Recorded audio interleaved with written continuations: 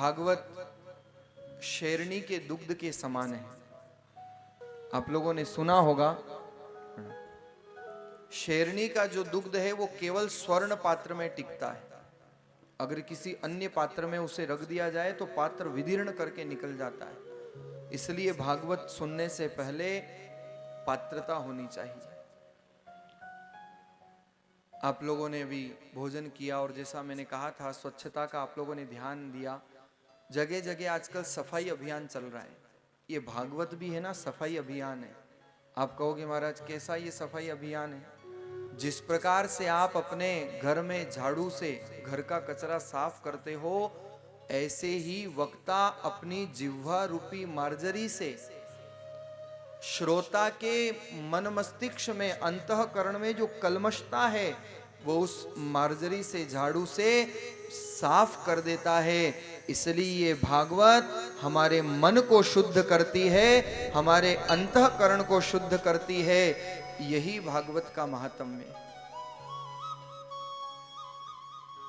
भागवत वो पवित्र ग्रंथ है जिसे भगवत उपासना का सर्वोत्कृष्ट ग्रंथ कहा गया है।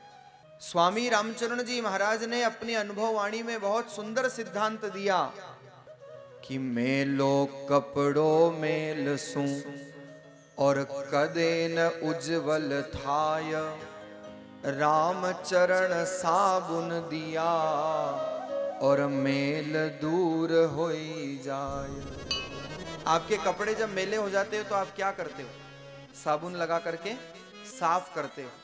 महापुरुषों ने तो वहां से वेदांत की बात कह दी कि मेलो कपड़ों मेलसू कदे न उज्जवल थाए, लेकिन राम चरण साबुन दिया मेल दूर हो जाए। ये भागवत वो साबुन है, ये वो ग्रंथ है जो मन के विकार को दूर करती है। अरे तन के मेलेपन को दूर करने के लिए तो संसार में नाना प्रकार के साधन विद्यमान है। नाना प्रकार के साबुन है, नाना प्रकार के इत्र है, नाना प्रकार के अनेक साधन हैं, लेकिन वो केवल तन को पवित्र करेंगे। अगर मन को पवित्र करना है तो वो इस पांडाल में भगवत कथा से पवित्र होगा, भगवत कथा से निर्मल हो जाएगा। और जब मन निर्मल होगा ना तो क्या होगा? गोस्वामी जी महाराज कहते हैं, निरमल मन जन सो मोहि पावा, निर्मल मन जन सो मोहि पावा, मोहि कपट छल छिद्र न भावा, मोहि कपट छल छिद्र न भावा। निर्मल मन जन सो मोहि भावा। हमारा मन अगर निर्मल हो गया तो वो ठाकुर जी हृदय में आकर के विराजमान हो जाएंगे। और वास्तव में बात तो यही है कि व्यक्ति जितना बाहर से गंदा नहीं है, उससे कई गुना अधिक अंदर से गंदा है।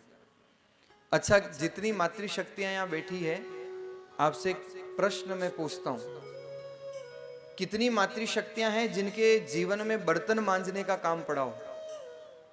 बर्तन मांजे?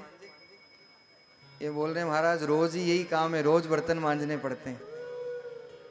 और कभी कभी तो भाई लोगों का भी नंबर आ जाता है।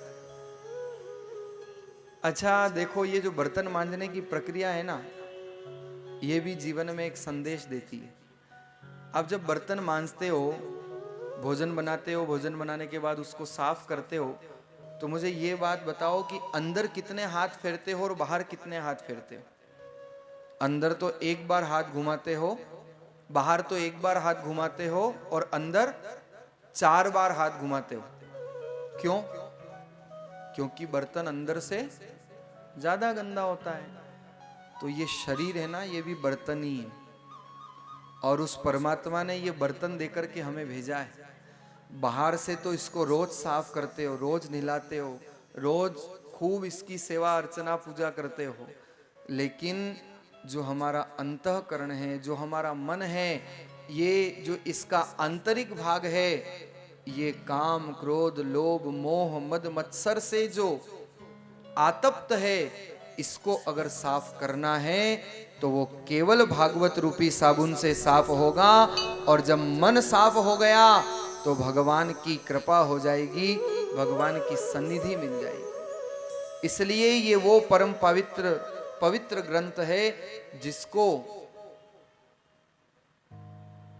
भगवान का वांगमय स्वरूप कहा है। ये कोई पोथी नहीं है। वेद भगवान कहते हैं द्वादशांको वही पुरुषः, जिनके द्वादश अंग हैं वो भगवान।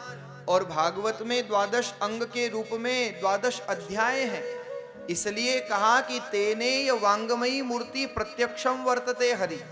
ये भगवान का वांगमय स्वरूप ही है जिसके आप दर्शन कर रहे हो। और इसलिए भागवत को भगवान का वांगमय स्वरूप कहा है।